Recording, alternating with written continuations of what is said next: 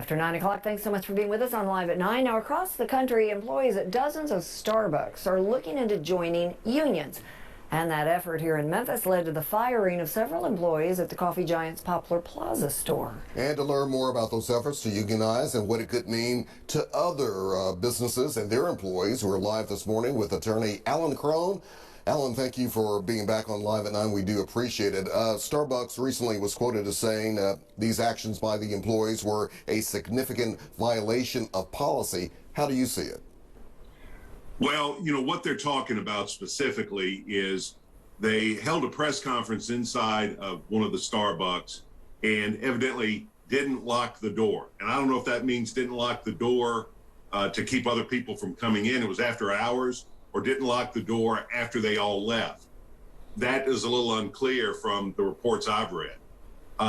You know, obviously, premise security is important, but the proximity between this incident, the firing, and the union activity, I think is going to be a problem for Starbucks. Interesting.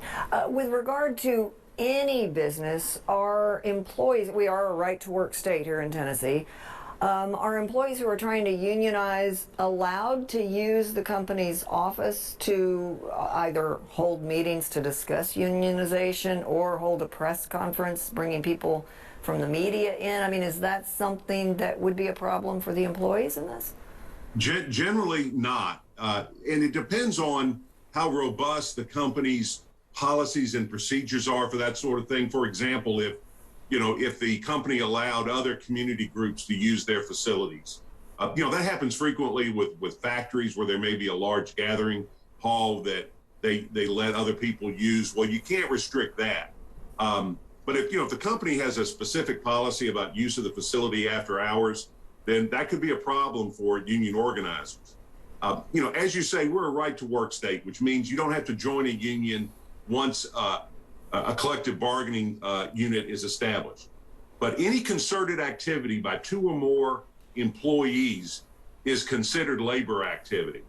And so that's a much broader definition than a lot of people really think. I mean, if a worker and a co-worker get together and go talk about a raise, for example, or go to talk about working conditions, then that's protected activity as under the National Labor Relations Act. So once two or more workers begin to advocate for their working conditions, whether it's a recognized union or not, that becomes concerted labor activity. Alan, as you also know, this story has really kind of gotten some additional traction. You know, a lot of people have been watching it online and, for national news as well.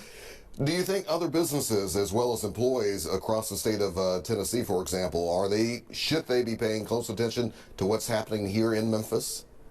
They really should. I mean, just generally speaking, and I think we've talked about it on this show before, workers have a lot more leverage than they used to have because of all of the changes we're seeing in the labor market right now.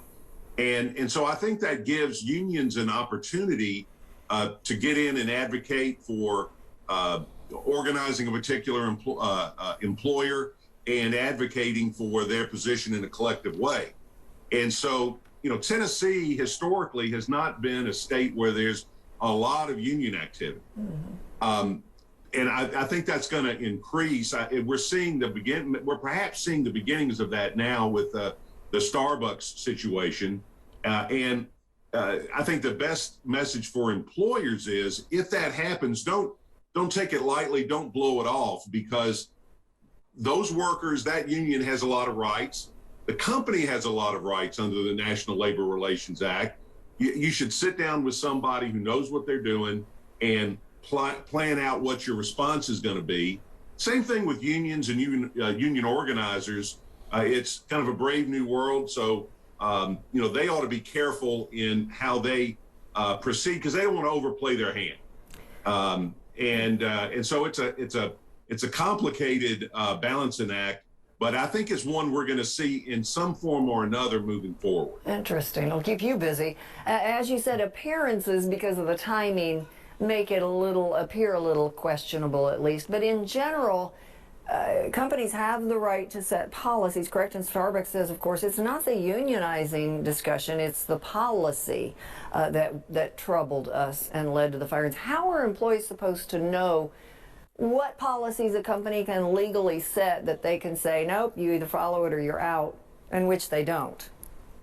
Well, that's kind of the $1 million question, because, one issue here is, have there been other people who've forgotten to lock the door who didn't get fired? If you're saying I'm firing you because you forgot to lock the door, then you better be able to back that up with a lot of training and a lot of notice, as you say, that not locking the door is going to get you fired. And if they don't have that, or if there are people who weren't involved in union organizing who committed the same or similar offense and were fired for being, weren't fired for that activity, then there's going to be, there's going to be a strong, I don't want to say presumption because that has legal significance, but, if you or I are sitting on the jury and you hear this story, your first reaction is, oh, they fired him for union organizing. Mm-hmm. And so even though the burden is on the plaintiff at that point, the employer really has to back up. No, we fired him for this other reason. And here's a whole bunch of proof that we take that particular policy that seriously. Wow, definitely a lot of variables in this case, for sure. As I said, you'll be very busy. Yeah. Thank you very much. All right, employment and labor attorney Alan Crone, thank you very much. Always good to see you.